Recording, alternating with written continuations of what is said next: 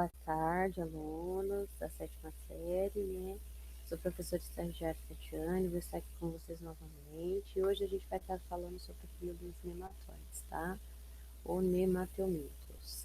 A gente, na aula anterior, a gente fez sobre o platelmintos, né? O filo anterior a ele. E agora a gente vai dar sequência, né? Falar sobre os vermes dos nematóides, tá? Quais são as características desses nematóides, né? O que eles possuem de diferente comparado com os outros fungos, né? Ou quais as diferenças que eles possuem. As características gerais dos nematóides. Vamos começar a falar pelo nome, né, da palavra, né, nematóides, né? Nemato quer dizer filamento e nemo quer dizer fio. Eles possuem um corpo alongado, cilíndrico, fino e com as extremidades afiladas. Então, na figura ao lado aí, como vocês podem ver, a gente tem a imagem da lombriga, né?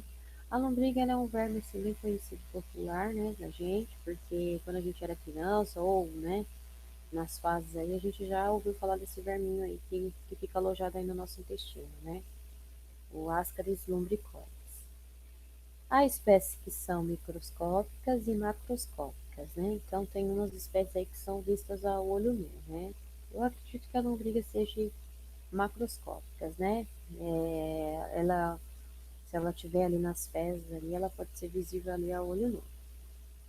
O que mais que a gente pode falar das características desses animais? Eles são triplásticos, né? Então, lá na formação da cavidade deles, lá eles têm os três cordões embrionários, né? Triplástico, a endoderme, mesoderme e ectoderme, certo? E são pseudocelomados, né? Então, eles não possuem celoma, né? Eles possuem um falso celoma aí nessa cavidade deles aí. São seres eucariontes, né? Eucariontes é que possui a carioteca, né? Na hora que está na fase de desenvolvimento lá, possui um núcleo individualizado. Multicelulares, que quer dizer que eles possuem bastante célula, né? Muitas células, e com simetria bilateral. Então, a simetria bilateral, novamente, se você tracejar uma linha, cortar ela, pegar esse animal, partir ele nessa linha ao meio, ele terá duas metades iguais, né? Por isso que é chamado de simetria bilateral. A gente falou que eles têm a pele lisa, né? São bilaterários. Os ambientes desses animais. Eles são tanto de vida aquáticas como de terrestre ou parasitas. Então, eles podem estar na água, na terra ou parasitas. Os parasitas, ele precisa de um hospedeiro, né? Ele precisa estar dentro de alguma coisa para ele se reproduzir. Que é no caso a Ascaris lumbricoides aí, né? A lombriga, ela é um exemplo de um verme parasita, né? O seu sistema digestório é completo, né? Ele é extra intracelular. Então, uma das características desse filo aí é o sistema digestório, né? Ele tem a passagem da boca e também tem a passagem do ânus, né?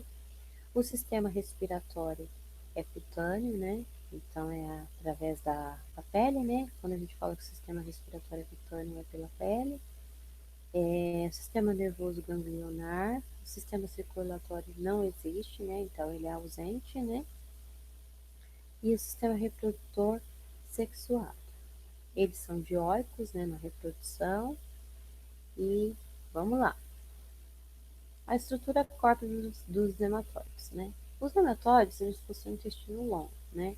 Revestido por uma parede externa e existe um pseudoceloma, como a gente falou, né? Antes lá da formação da cavidade lá, ele tem um falso celoma aí. Esse esqueleto mantém o corpo do animal e proporciona a sustentação do corpo. Então, assim, como eles não têm a coluna, né, dorsal, eles têm esse pseudoceloma aí, que forma esse esqueleto hidrostático, que vai fazer com que o animal se movimente e sustente o seu próprio corpo, né? Ele precisa dessa parte aí para ele poder fazer a locomoção dele, né?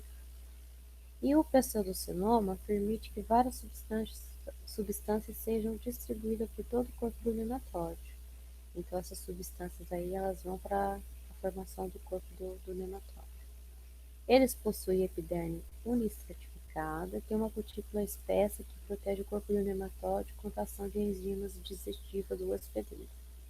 Então, o nematóide que fica hospedado lá, alojado lá no intestino, né?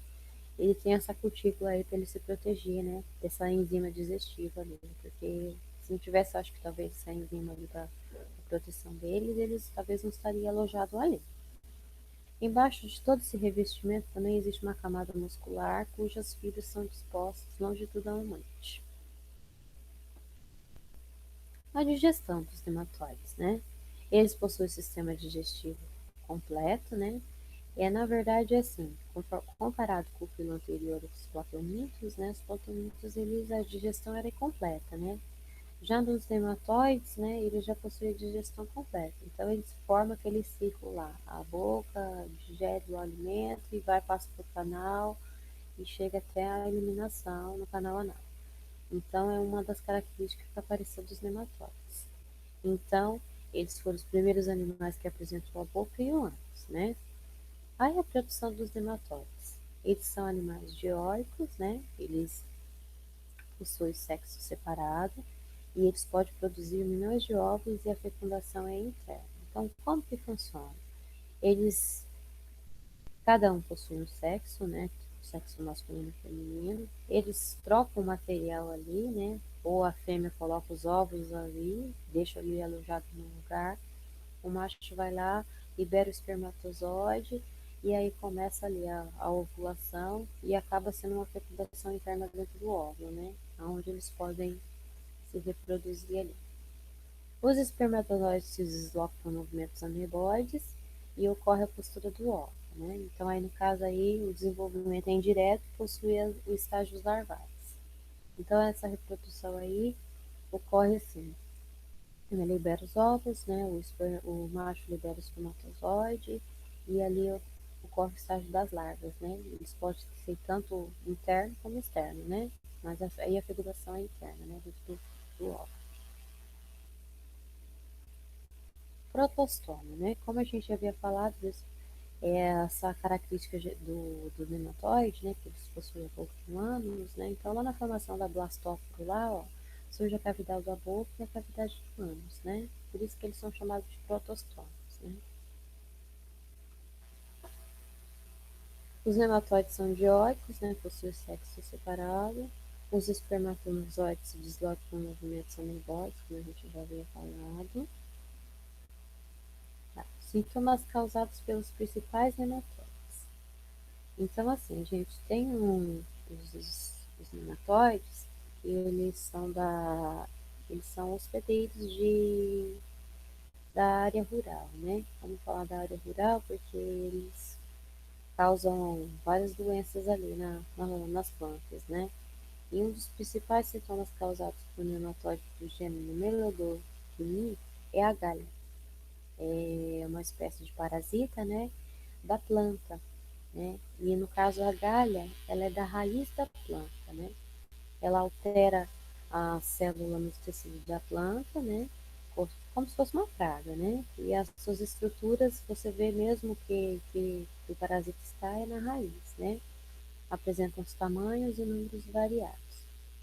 No interior da galha estão localizadas as fêmeas do nematóide que depositam seus ovos na raiz e passa a migrar no solo à procura de raízes de uma planta hospedeira favorável. Aí embaixo aqui, ó, a gente tem um exemplo, né? À esquerda uma raiz saudável e à direita quando a raiz foi atacada por uma galha, né? Pelo nematóide. Né? Outro parasita que a gente tem da, dos nematóides, né? A gente não pode deixar de falar, é a Ectodera ginsalis. Né? É o nome científico da espécie, né? Mas ela é conhecida como cisto da soja.